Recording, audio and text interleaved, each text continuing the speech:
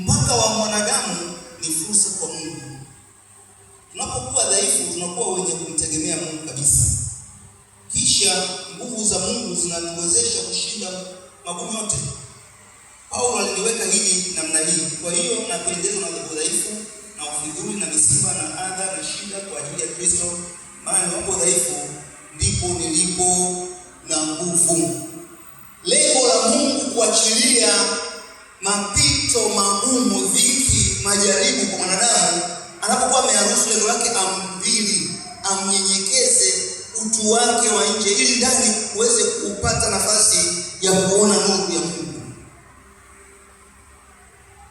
Tunapokuwa unapata na udhaifu wa nje, ndani mtu wa ndani anapata nguvu. Kwa ujumla, hiyo ni kanuni ya maisha ya kiroho, na ndio inasimamia kufunga maisha, maombi ya kufunga. Yaani kufunga, unapotesa na kutumikisha mtu wa nje, mwili inaipa nafasi nafsi na roho kule ndani kuweza kupata sasa, angalau iweze kuwa na nguvu ya kuweza kusawa, kwa sababu nia ya roho zetu ni Mungu, na mapenzi ya Mungu. Lakini huyu wa nje, mwili unapokuwa una nguvu sana, mara nyingi unakandamiza uhuru wa kiroho. Kwa hiyo kufunga ni faida sana kwa mtu binafsi, wewe mwenyewe, na sio kwa mwenyewe, kwamba yule wa ndani anakuwa huru, maana wa nje amedhoofishwa.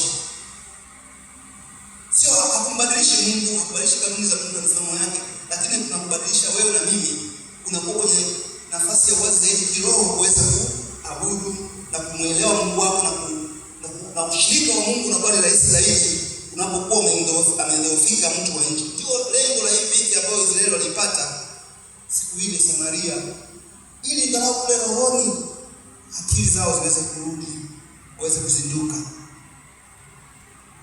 Si kila mtu aliamini. Mmoja wa maakida wa mfalme alijibu kwamba unabii hauwezi kutimia. Elisha akamwambia, inakuja neema ya Mungu ya kupona, utakuwa na chakula. Akaelezea utaratibu utakapokuwa, lakini yule mjumbe ambaye alitumwa na mfalme kwenda kumkamata Elisha akamwambia, haya maneno unayoongea hayaeleweki wala hatuyaamini.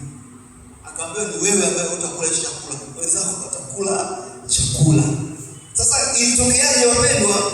Mungu alifunguaje, aliponyaje Israeli? Yaani alimalizaje ile njaa kali iliyokuwepo? Nakumbuka habari za wale wakoma. Ndio sura ambayo kwenye sura ya 7 pale, jinsi wakoma walivyotumika na Mungu kama muujiza wa uponyaji kwa ajili ya taifa la Israeli kwenye njaa.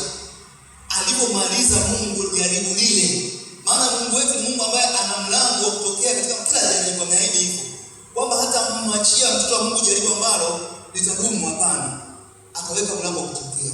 Ile mlango unakuwa namna gani huwezi utajua mwanzoni.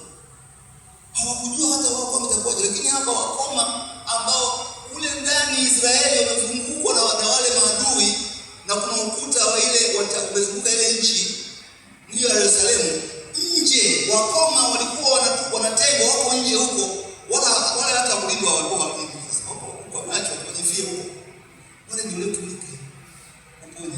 Kisoma historia, na hii habari ya wakoma ni maarufu hata kwenye nyimbo za kwaya mbalimbali. Tembea kama virungu namna hii, ndio ilikuwa vishindo. Mungu aligeruhusa, Biblia inasema vikawa vishindo. Wale majeshi ya huyu mfalme wa Shamu, hao wale walisikia mabomu na mizinga, Mungu akawasikizisha. Mkoma mmoja kikanyaga hivi, huo ni mzinga, ni bomu. Washamu wakasema, hivi tumechelewa, ilikuwa tu tumeshakimbia siku nyingi. Kwa hiyo wakakimbia, tutasoma hiyo, wakaacha kila kitu pale. Kila kitu vya kula na mali zao wakaziacha, wakakimbia kuponya nafsi zao.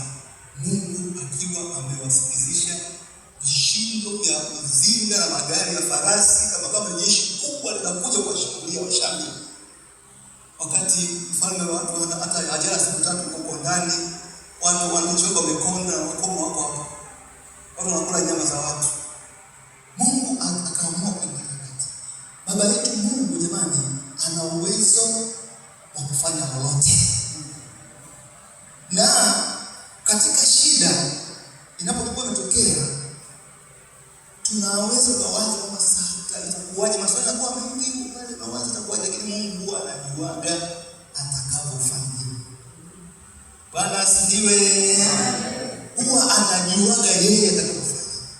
Na Biblia inamshuhudia kabisa. Kwenye kitabu cha sikumbuki ni sura gani, lakini nakumbuka story ya mojawapo ya matukio ya Bwana Yesu alipowalisha wa makutano 5,000 wanaume. Tukio mojawapo Bwana Yesu alianza na Filipo. Akamwambia Filipo,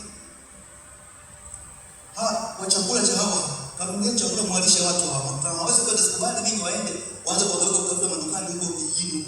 Mwalishe nini hapa? Filipo akaanza kujieleza, itakuwaje? Biblia inasema hivi, Yesu alimuuliza swali hilo Filipo, lakini alijua yeye atakapofanya Bwana. Katika jambo lako mpendwa pale nyumbani, pale binti, pale mama, baba, familia, ambao umesimama mbele yako kama mlima hivi, na maswali yake hayana majibu mpaka sasa ya wakati huu, Baba wa mbinguni anajua yeye atakapofanya. Bwana asifiwe. Wewe na utulivu na ungoje Mungu, endelea kumwabudu Mungu, endelea kuja kanisani, endelea kutolea tumika, endelea na safari kwenda mbinguni kwa nguvu ile ile. Maana nimesimama jambo hilo ili kukatisha jamaa kwamba kuna Mungu amekuacha, na ukatana unasikia hisia kama kuna distance imetokea kati yako na Mungu. Mungu wetu sio hisia, ni Mungu wa kweli, amekaa katika kweli yake. Bwana Yesu asifiwe sana. Anajua atakachofanya. Alijua Mungu jinsi anavyomaliza njaa ya Israeli Samaria, alijua. Na ndio tunaona muujiza mkubwa ambao Mungu alikuwa ametenda siku hiyo. Ilikuwa ni habari njema sana. Maana wale wakoma walikula, wakala, wakachukua, wakaficha. Haviishi ni vingi. Kila wakenda kibanda hiki jamaa kula mengi.